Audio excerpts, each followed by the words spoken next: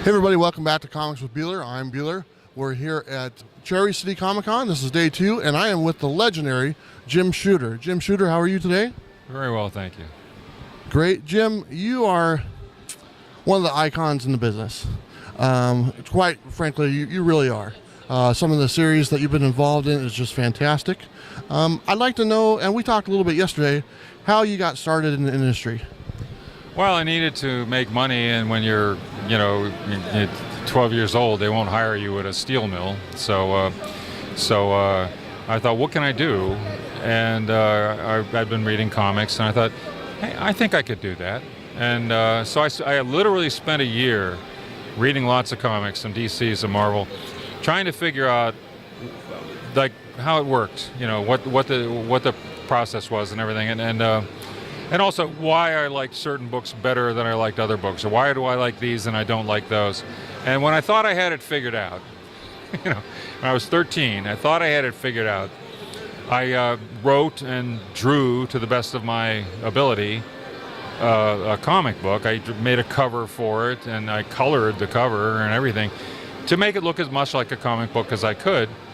And because I didn't know what a script looked like. I knew I couldn't draw well enough to draw comics, but I thought maybe I could write well enough. And I didn't know what a script looked like. I didn't know there was a script, frankly. So I just made it look like as much like a comic book as I could. I sent it to DC Comics, to a man named Mort Weisinger, who was the head editor there. And it was a script for adventure comics starring Superboy and the Legion of Superheroes. And I got a letter back from him saying, we think this is pretty good. You should send us another one. So what I did is I sent him 2 more. I sent a 2-parter that I created the same way, and I sent those 2 to him. And then I got a phone call from him, and he said, we want to buy these 3 stories. He said, and we want you to become a regular writer. So I want to start giving you assignments rather than you just send things in. And so he said, your first assignment is Supergirl, 12 pages, next Friday. That was my assignment. So I did it. I actually have a picture of it in the book there. And then after that, they kept me busy every minute. I mean, I every time I finished a job, I had another one to do. And I kept doing it the same way. Once I even found out what a script looked like, he encouraged me to keep doing it the same way with the little layouts. He said, because the artists loved it, because I was doing part of their work for them. And even if I did something wrong, they could see what was wrong. It was easy to see, oh, this guy should be over here, or something like that. And so they liked it. And so I kept doing it that way, and I always did it that way. I designed all my covers, designed all the characters. And I worked my way through high school. I worked at DC for 5 years. That's amazing. That's absolutely amazing. Yesterday we were talking about a little bit about your Secret Wars, my favorite run of books. And I asked you a question about the symbiote suit and the history behind that, and who was the original person who brought that up, and what's the first appearance officially from you, Jim Shooter. You would know the answer to this. Well, the story of the black Spider-Man costume is that a year before Secret Wars, a fan whose name I unfortunately forget, he sent in a plot for a story. It was a sample of his work, hoping to get a job. And in the course of the story, he reasoned, if Spider-Man's prowling around on rooftops, wouldn't he have a black costume? And that was his idea. 2 words, black costume. Okay? And so I called the guy, and I paid him some money, I think $500, for the idea. Not that I couldn't do a black costume if I wanted to, but I thought it would be fair, And he seemed happy, and we actually did give him a tryout as a writer. He just wasn't ready for prime time. But at any rate, so I had that idea in my drawer for a year, not knowing what I was going to do with it. And then when we were doing Secret Wars, and I realized, you can't go through a war like that and not come back unchanged.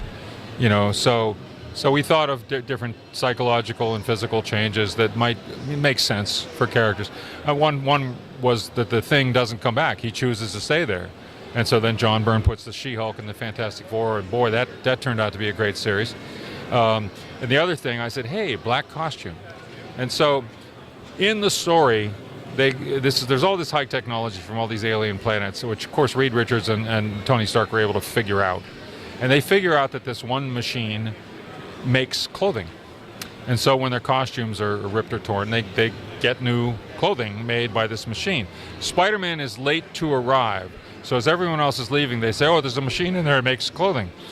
He goes to the wrong machine. If you pay attention, he goes right past the one that makes clothing, and he goes to the next one, which drops this glob of goo in his hand, which then spreads out all over his body and becomes, I guess, the black costume he imagined. And so, but whatever. It puts itself on him, and it's a costume. So anyway, that happens in Secret Wars. The first time it appears in the Marvel Universe, the regular books, is in Spider-Man 252. And there he is. He comes back from Secret Wars, and he's got a black costume. And the fans go, what? And so anyway, the two people involved, there was an editor named Jim Owsley, who now goes by the name Christopher Priest. And the writer was, I think, David Michelini. And so they came to me, and they said, oh, you black suit, what are we supposed to do with this? And I said, and I quote, anything you want. And they said, what, really? You know, I said, yeah. And just, you know, I didn't have any plans. So it came from the wrong machine, could be anything, you know, wasn't, you know, we didn't specify what it was. And so they said, oh, okay. Those two, I'm not sure which one was the lead here, but those two cooked up the idea that it was an alien symbiote. It was actually alive. It was a creature, but it was serving him for a while. And then they did the whole evolution till it became a bad guy. And I think also Todd McFarlane had a hand in there somewhere making it into Venom. And 34 years later, it's still around. So it must have been good.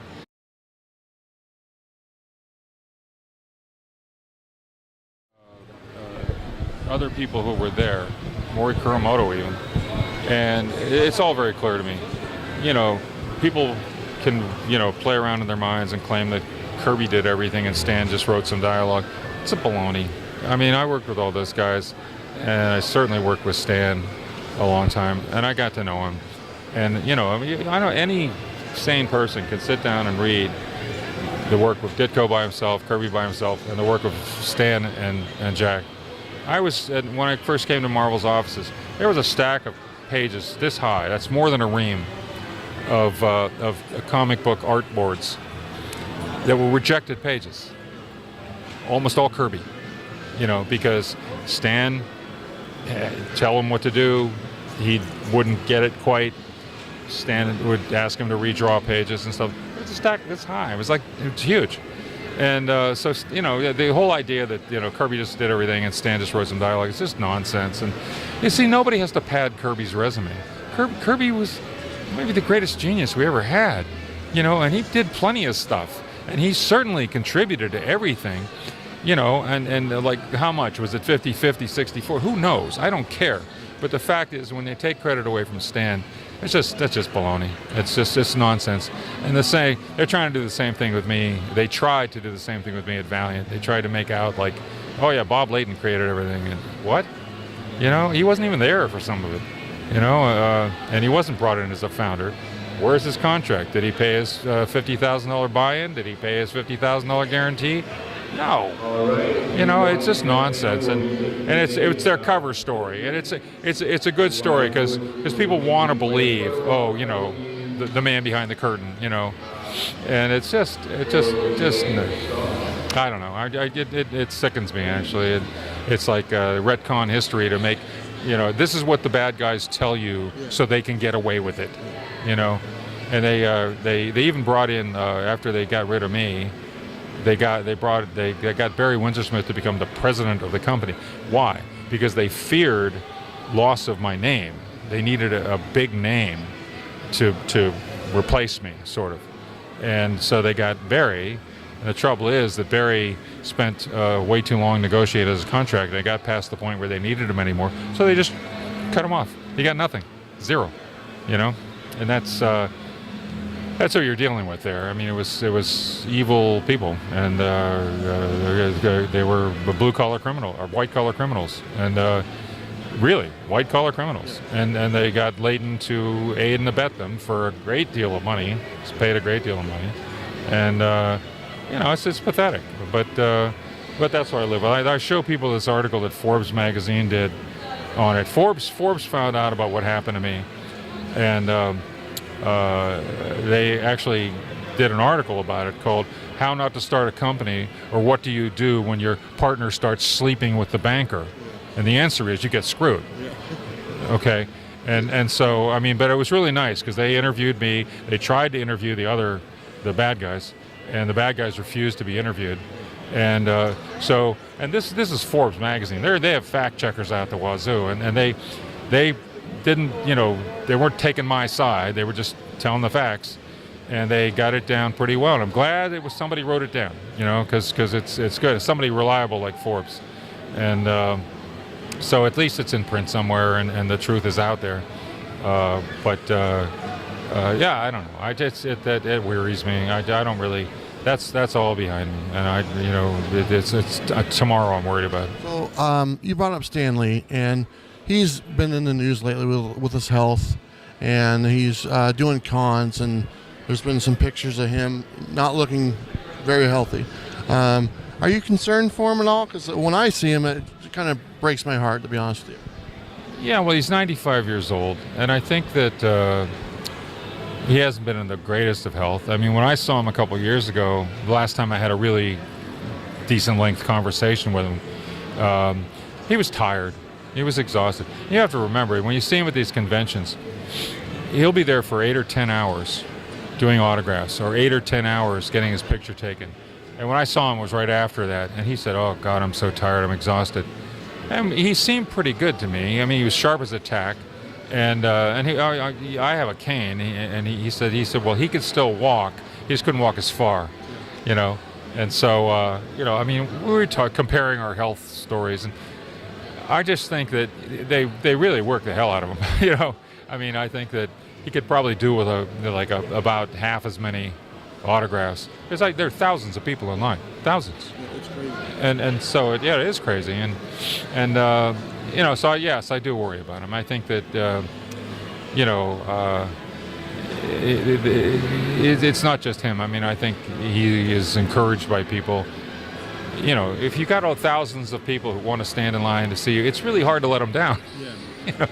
And so a lot of people are like, "Oh, come on, Stan, you can go another hour." I wish he would just take a nap. But anyway, I think it's mostly exhaustion. I know he has had some issues, but I think it's mostly they just wear him down. So in your early years, who would you say helped you out the most? Well, this editor, Mort Weisinger, taught me an awful lot. Now, he was famously a pretty mean guy, and he would yell at you and say terrible things to you and stuff and call you a moron, and so he's like, "Why can't you spell this?" and "What is this supposed to be?" and blah blah blah blah. A lot of swear words mixed in there, and that was a tough way to learn. I said, but he taught me a lot, an awful lot, and he also. I never understood why he was doing this, but at the same time, I would fly up to New York, spend a week there, and I'd go to the office every day, and and I'm in high school, and nobody thought anything of that then. These days they'd arrest the parents, but nobody thought anything of it. It was fine. I stay in a hotel. You're 14, you're checking into a hotel. That's okay. Nobody cared. Anyway, so I go on these trips. And then while I was there, sometimes he would explain things himself to me about licensing and merchandising and sales and distribution and international sales and all this other stuff. And then he would sit me down with the head of the production department, Jack Adler, to teach me about in-house production and printing production. And then he'd sit me down with Tajana Wood, let's say, to teach me about coloring, or George Klein to teach me more about inking. I used to wonder, why do I need to know all this stuff? I'm a writer, And years later, I found out, his assistant told me, he said, "Well, Mort is training you to have a job like his." What, me, the moron? But anyway, yeah, he apparently thought I had some potential for that sort of thing. And it didn't work out that I ended up doing it at DC, but I did eventually go to Marvel, where I became editor-in-chief, and all that stuff came back. And it was great to be able to talk to the printer and use the right words. It was great to be able to talk to the production people and use the right words and know what I was talking about. And so it all helped out eventually. And so by circuitous paths, it came around. So without you even knowing, you were learning the industry in the back of your mind, and then once you got to Marvel, boom, there it was. Yeah, it all came back. I mean, basically, Mort taught me not only just writing, but the whole business and the business of the business. So when I became editor-in-chief at Marvel, like I said, I felt confident talking to each printer or whatever. I also felt confident going upstairs and sitting in the business meetings because I could read a balance sheet. I knew what I was, talking about, and at least I had a clue what they were talking about in these business meetings. And when the financial guy would talk, I knew the terms, Out of all the projects that you worked on, and I think you told me yesterday, your name is on over 20,000 different books, which is just phenomenal. Do you have anything that holds a special place in your heart? Oh, I don't know. I mean, we did this book called Heroes for Hope, which was to raise money for East African famine relief. That stands out, and that was because, man, what a gigantic endeavor it was. I didn't personally do most of it. Most of it was done by Ann Nocenti, who was the editor of the X-Men, Chris Claremont, who wrote the X-Men, because we used the X-Men in the book because it was our bestseller. If you're going to raise money, go with your bestseller. And the idea was originally brought to me by Jim Starlin and Bernie Wrightson, who said, hey, the musicians are doing Band-Aid, the comedians are doing comic relief, why can't we do something? And so we did. But incredible undertaking, a major project, but it raised millions of dollars. And it's something to be proud of. So did it definitely exceed your guys' expectations? Yeah, it really did, because, I mean, not only did Marvel donate all of the in-house production costs and all that stuff, and all the artists and writers donated their services, the letterers, the colorists, everybody donated their services. But also, I got the distributor to kick in, and the printer, I think, printed it for free, and so all the money went to the American Society of Friends, which we judged to be the most efficient organization for getting the money to the problem. And then also we would get donations in the mail. Retailers would say, hey, I sold 100 of these, here's a check. Or sometimes the retailer would say, I sold $200 worth, here's a check for 500. So, stuff like that. So some of these everybody was doing pretty well then, and some of these retailers were extremely generous. And so we ended up raising a good bit of money. And then because we did that, well then DC, they're not going to let us get away with it. They did one, Dark Horse did one. Before you know it, the industry really, we acquitted ourselves with honor. We couldn't match Band-Aid, but we sent millions and millions of dollars to East Africa. Well, I'd like to know that I helped contribute to that because I bought a few copies of that book. It's still in my collection. It's one of my favorite covers, actually. Your next event coming up, can you tell me where that might be? Yeah, I'm working on a project with some guys for Image Comics. It'll be published through Image Comics, and it's a real interesting story. It's created by a guy named Sam Wood. Fantastic imagination on this guy, good writer, and it's a big project. It's 10 issues, or actually might even be more than that. But right at the moment, it's 10 issues, and they want me to write 4 stories, and also they want me to be kind of the coach. I mean, because I've been doing this for 53 years, I've had the wisdom of the ancients pounded into my head, and I'll pass it along if anybody wants to hear it. So they ask me questions. They show me everything. I give them my comments. They ask me questions. And to my amazement, they listen. I think it's the first time it's ever happened. But at any rate, so working with them has been fun. Got some great artists involved. Neil Adams is working on something with me. Jim Steranko said he would be willing to do something. They've got John Livesey is doing a lot of the inking, and he's incredible. So anyway, it's a good group of guys. The story is amazing. Like I said, Sam Wood created it. It's called, the name of the project is Slow City Blues. Blues as in cops. The main character's nickname is Slow, and it's his city. Slow City Blues. And it ought to be out sometime early next year. Next spring, maybe. Well, Mr. Shooter, this was an honor. So thank you very much. Thank you. Thanks for taking the time to talk to us. And thanks, everybody, for watching. Comics with Bueller, Jim Shooter, the one and the only. Thank you very much.